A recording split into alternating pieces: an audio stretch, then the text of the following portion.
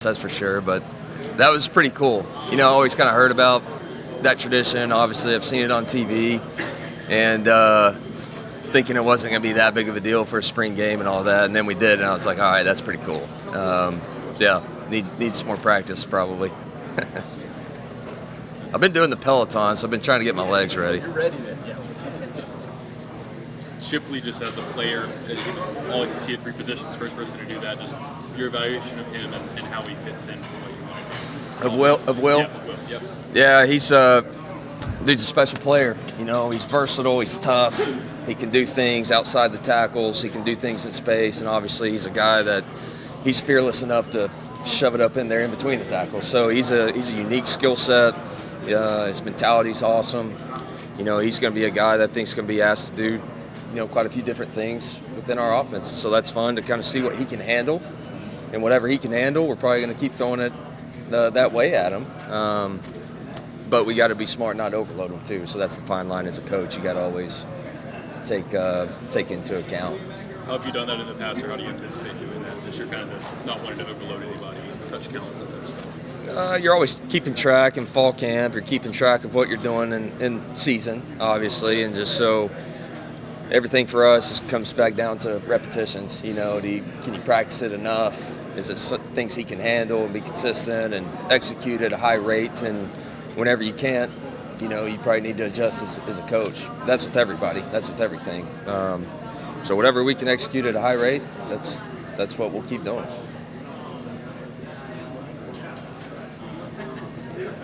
Hey, Mike.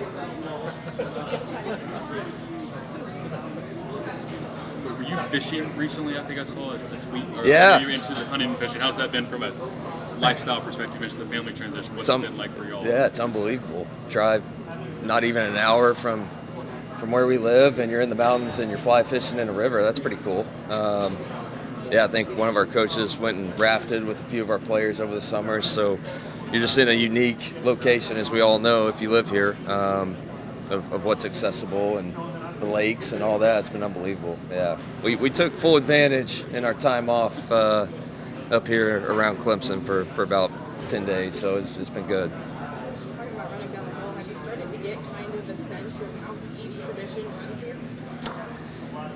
Kind of piece by piece, it's almost like every day I kind of pick up maybe on something from a tradition standpoint. But yeah, you can tell it's in deep roots around here, that's for sure. You talk about special plays with your homes and all that.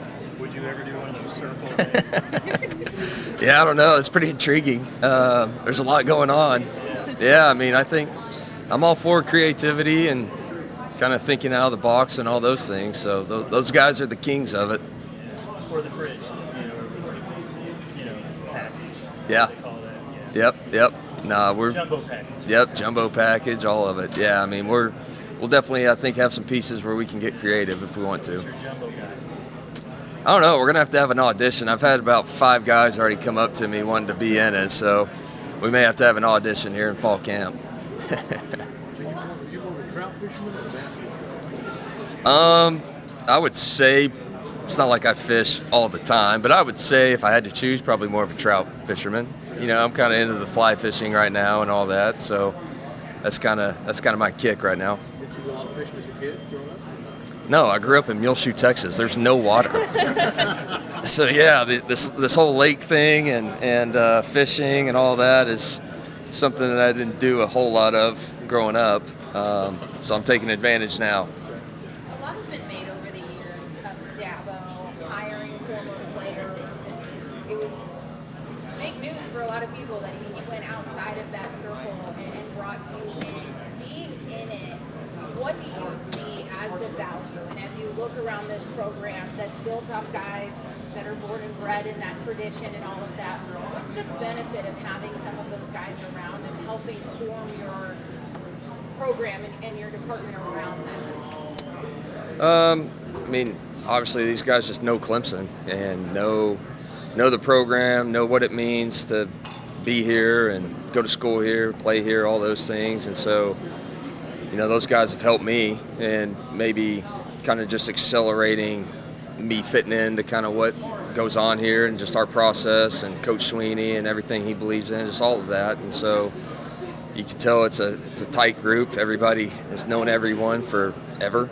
And yeah, I'm definitely the total outcast that way. But Welcome you in. oh yeah, no, they've been unbelievable. They truly been unreal for our family, for sure. Do you see a connection kind of on a different level that they're able to have, or a buy-in from the players? Because like these guys know it. They were here. They literally helped build this facility. Yeah, I mean, you just compare it to other programs. It's just the continuity factor. I mean, that's the bottom line.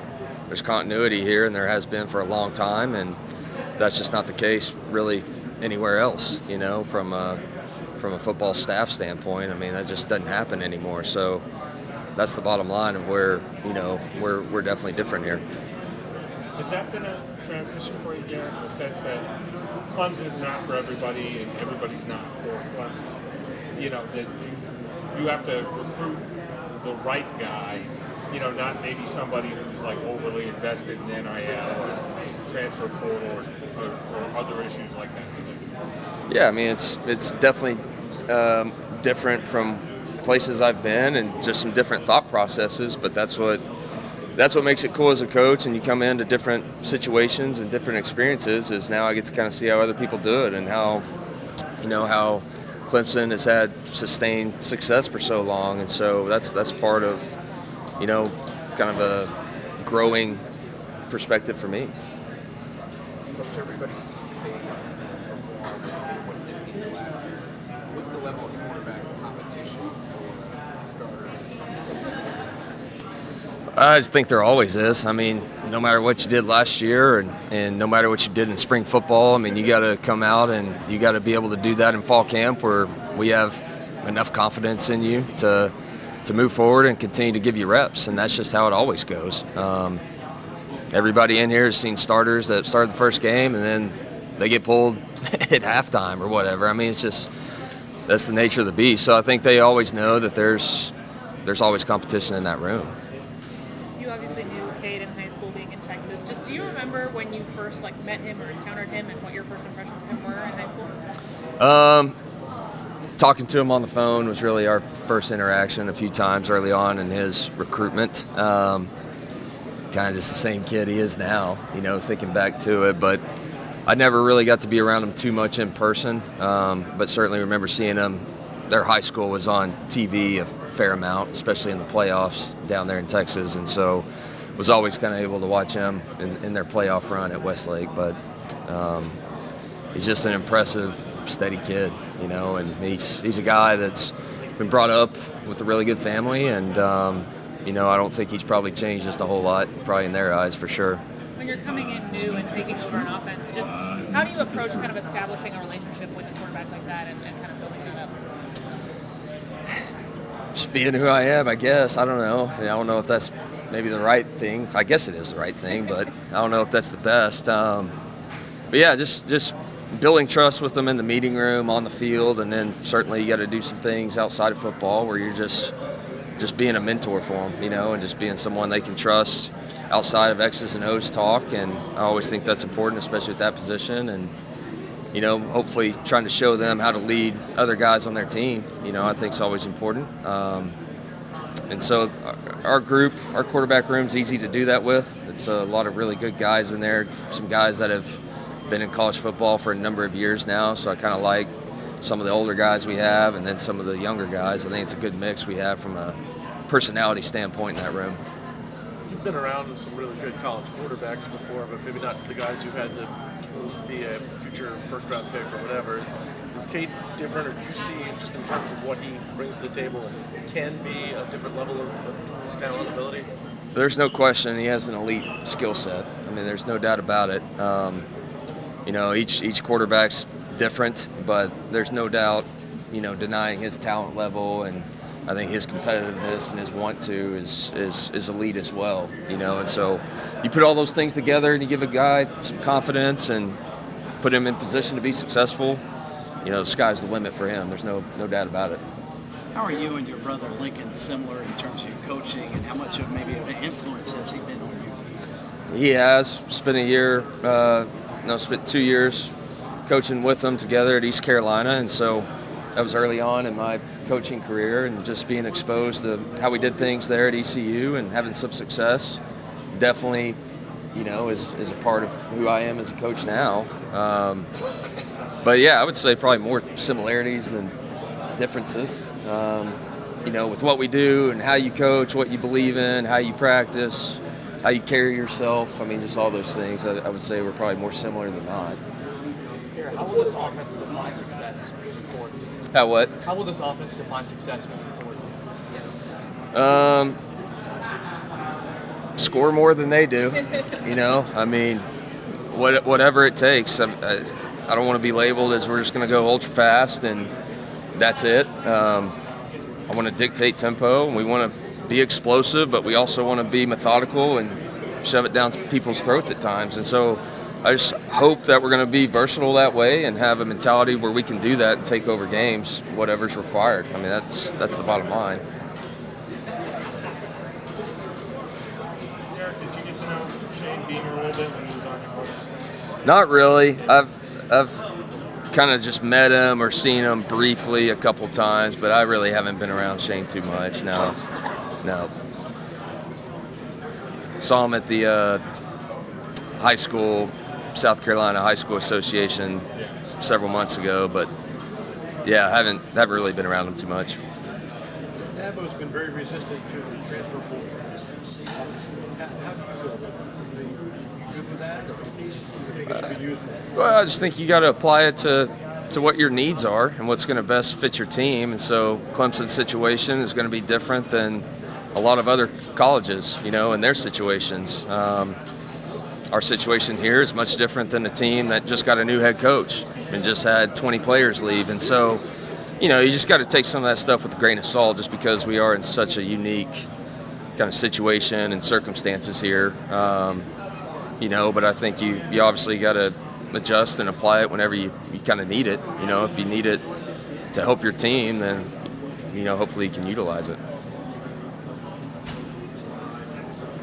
Conversation of two-way players with coaches come about, like Misun Kelley. Is he a receiver for you guys?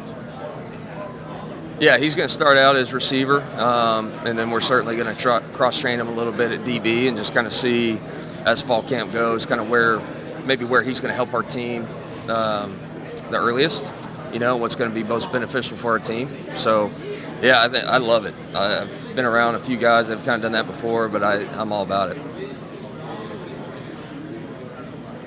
What's his best asset? Tink? Yeah, I mean, I would say so. I would say just kind of being in space and being a creator. He's kind of one of those guys, and I think watching his tape and the little I've been around him, he just strikes me as kind of a fearless type of guy, and so, I think that's obviously a great combination for a guy you're trying to get the ball to. One more question. One more. Cade, that gunslinger mentality, keep that if you guys not to live his good points. What do you say that? That's a good question. I think my belief, to answer your question, I think it's you got to present it in a way that you're not going to take away from the player that he is, right? And so, extreme example is Brett Favre. You don't want to take away who Brett Favre was because he was Brett Favre. And so I just think you got to be good in meetings and coaching opportunities on the field, coaching opportunities from games of just trying to find that fine line or that balance where they can hone it in when they need to and they understand that, but you also don't take away from who they are. I think that's just kind of the fun job that we have as coaches, right? But that's to me, that's a good problem to have as a quarterback coach. Thank you, Coach. All right. Thanks, guys.